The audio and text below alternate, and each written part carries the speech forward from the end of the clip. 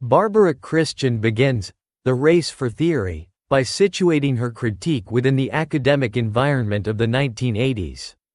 She expresses concern about the increasing dominance of abstract, Eurocentric literary theory in the humanities, which she perceives as a trend that marginalizes the voices and experiences of writers and critics from diverse backgrounds. Christian sets out to challenge this trend and advocate for more inclusive and accessible approaches to literary criticism. Critique of dominant theories. Christian critiques the rise of highly theoretical, often inaccessible forms of literary criticism that prioritize abstract concepts over lived experiences and cultural specificity. She argues that these theories, primarily developed by European and American scholars, often ignore the realities and contributions of writers and scholars from marginalized communities. By doing so, they perpetuate a form of intellectual imperialism that excludes diverse perspectives. Personal experience and anecdotes. Drawing on her own experiences as a Black woman scholar, Christian illustrates how the emphasis on abstract theory can alienate scholars who are deeply connected to their cultural and historical contexts. She shares anecdotes about her encounters with theoretical discourses that felt disconnected from her lived reality and the literature she valued. These personal reflections underscore her broader critique of the field. Literature as theory. Christian argues that literature itself can serve as a form of theory. She emphasizes that African American literature, in particular, embodies theoretical insights through its narratives, characters, and language. By engaging with literature on its own terms, rather than imposing external theoretical frameworks, scholars can gain a deeper understanding of the cultural and historical contexts from which it emerges. The value of diverse voices. A key point in Christian's essay is the importance of including diverse voices in literary criticism. She contends that the dominance of Eurocentric theories marginalizes the contributions of writers and critics from different cultural backgrounds. By privileging certain forms of knowledge over others, the academic field loses out on the richness and complexity that diverse perspectives bring. Challenges of theoretical dominance.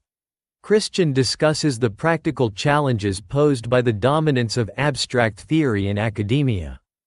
She notes that scholars who do not conform to these theoretical trends may struggle to gain recognition, secure funding, or publish their work. This creates a barrier to entry for many scholars, particularly those from marginalized communities, and stifles intellectual diversity within the field.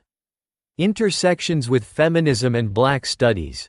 The essay also explores the intersections between literary theory, feminism, and Black studies. Christian critiques the ways in which mainstream feminist theory has often overlooked the specific experiences of Black women. She calls for a more intersectional approach that recognizes the interconnectedness of race, gender, and class in shaping literary and cultural production.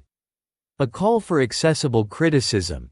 Christian advocates for a return to more accessible forms of literary criticism that are rooted in the lived experiences and cultural contexts of the writers and communities being studied. She argues that criticism should be a tool for understanding and engaging with literature, rather than an end in itself.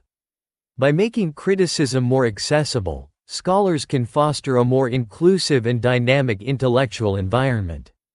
Empowerment through storytelling. Emphasizing the power of storytelling, Christian suggests that literature has the potential to challenge dominant narratives and empower marginalized communities.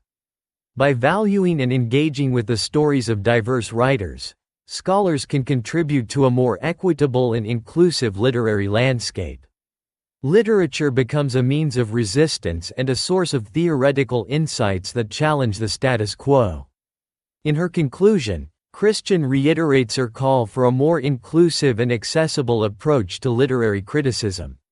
She envisions a future where diverse voices are valued and where theory is grounded in the lived experiences of people from all backgrounds.